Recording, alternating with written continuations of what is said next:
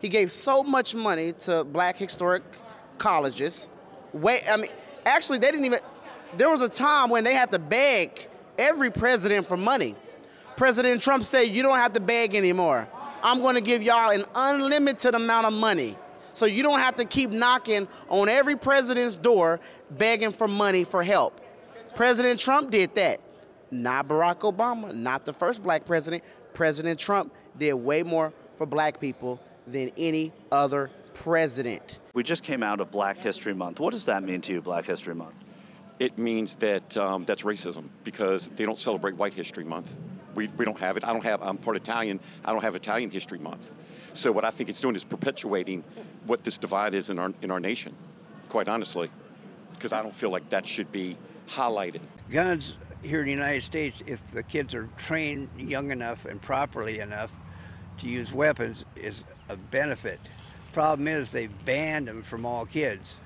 I was trained when I was 7, 8 years old on guns. Now, they have to wait until they're 18. At 18, they've gotten into drugs and watch that stupid television, internet, and all the violence on it. So when they get a gun now, what do they think they're going to use the gun for? Violence, because the internet is nothing but violence.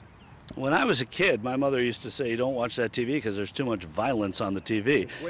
Way more on the internet than there is on regular TV now. Okay. I ask you what woke means to you. I think it's destroying the country. What does it mean to you? What is it?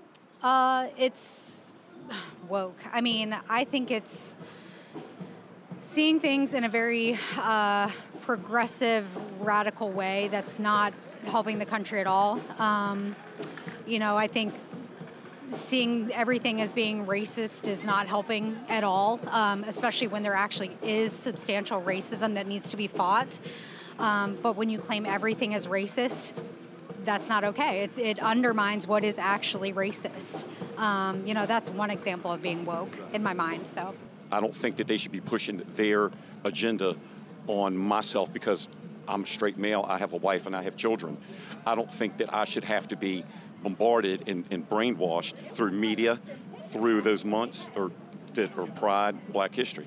I don't think that's something that should be, dictated to me. Is it a learning opportunity? Not at all, because when I was in school, we learned, certain black leaders, things like that. I don't need to hear it every single year for a whole month. So these are the words of Joe Biden right here. If I can get my phone, that's okay. You have to read it for me because I don't have my glasses. Yeah, it's going to be hard. So he said, we are in a situation where we have put together, and you guys did it for President Obama administration before this. We have put together, I think, the most extensive and inclusive voter fraud organization in the history of American politics. Joe Biden, end quote. He gave so much money to black historic colleges. Actually, they didn't even, there was a time when they had to beg every president for money. President Trump said, you don't have to beg anymore. I'm going to give y'all an unlimited amount of money. So you don't have to keep knocking on every president's door begging for money for help. President Trump did that. Not Barack Obama, not the first black president. President Trump did way more for black people than any other president. You talk about that American people first. What about the Biden presidency? Do you see not putting America first? Well, Biden, it's clear he doesn't put America first. Like, what has he done since he's been in office? Besides eat ice cream cones. Besides mumble. Besides have a hard time reading a teleprompter. Besides having a hard time trying to complete a sentence. He can't even complete a sentence. So he can't even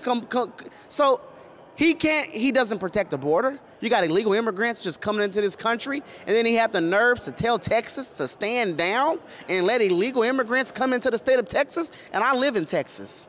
And he evidently has never heard of the saying, don't mess with Texas. Actually, don't mess with the American people.